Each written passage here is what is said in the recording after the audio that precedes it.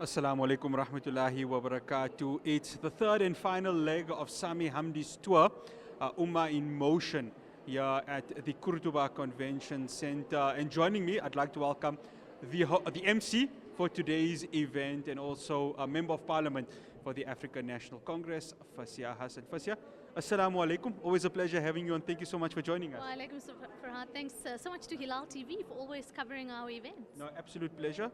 MC duties today, so there's no screaming member of parliament, honorable No member. calling orders. Yes, exactly.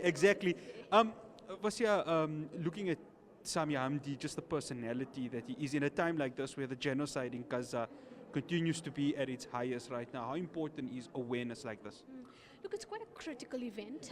I think the whole world, not only the Muslim world, is on a knife's edge. We might see an inverted commas ceasefire by the aggressor, apartheid Israel. It's very important for us to make that very clear. But it doesn't mean that we're out of the woods. And I think there's an important moment for us as the Ummah, not just in South Africa, in the world, to come together. And I quite like the theme, Ummah in Motion. It's exactly what we've been trying to do to organize the Muslim community. So I'm very interested to hear what he's going to say, but also because there's international perspective. Sometimes in South Africa we think we are the whole world, and it's always good to hear an outside perspective, of course. Yeah. He mentioned once, I had an interview with him in the week, and he said South Africa's ICJ case against Israel has changed everything. A tiny nation at the bottom of the southern tip of Africa. It makes you proud to be a South African, doesn't it? 100%, and it makes me very proud, not only of former Minister Naledi Pandor, but even of our president. I mean, where do you have in a Western nation or in the global north a sitting president of the country that wears a kufiya that says we stand in solidarity with South Africa, number one, and number two, we're not going to back down from the ICJ case. Even now, we will see it to its fullest conclusion. And the important point here, Farhan, that I think we always underestimate, South Africa is punching above its weight. We're not only taking apartheid Israel to the ICJ, we're actually putting on trial the US, the UK, Germany, many other European nations who have been actively complicit, actually, in the propping up of an apartheid regime. And so really, it's not just Israel who's on trial. And that's one of the reasons why I believe personally that America in particular is really coming after us.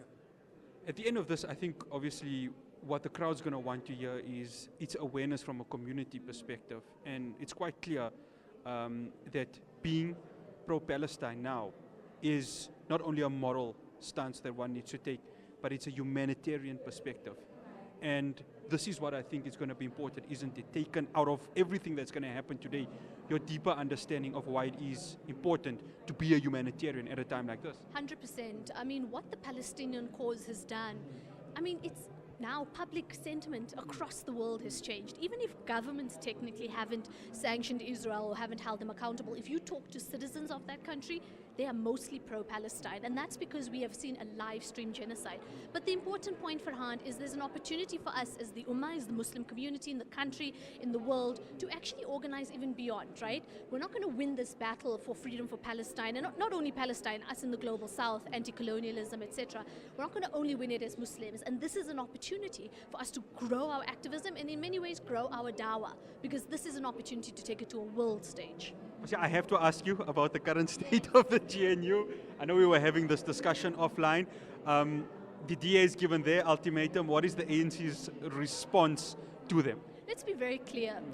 You serve in cabinet at the behest of the president. It is the presidential prerogative. Even if I become a minister or deputy minister tomorrow, even though I'm ANC, we serve at their behest, right? So let's be very clear. Nobody is entitled to a ministerial or deputy minister position. And let's also be very open and honest.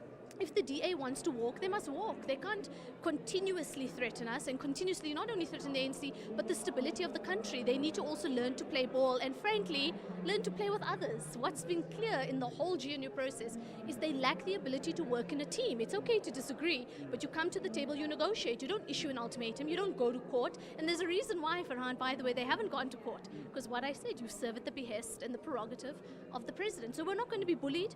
We're also not going to be beg them. And last point on this, we will never be dissuaded of our Palestinian position. And so if the DA ever wants to think that they're going to put that on the table, it may very well collapse the GNU in the very process. So they must also be clear, not overestimate their power in the process. Fasiha, always, thank you so much for joining us. All the best ahead of today's event. Jazakallah, thank you. Please do tune in live.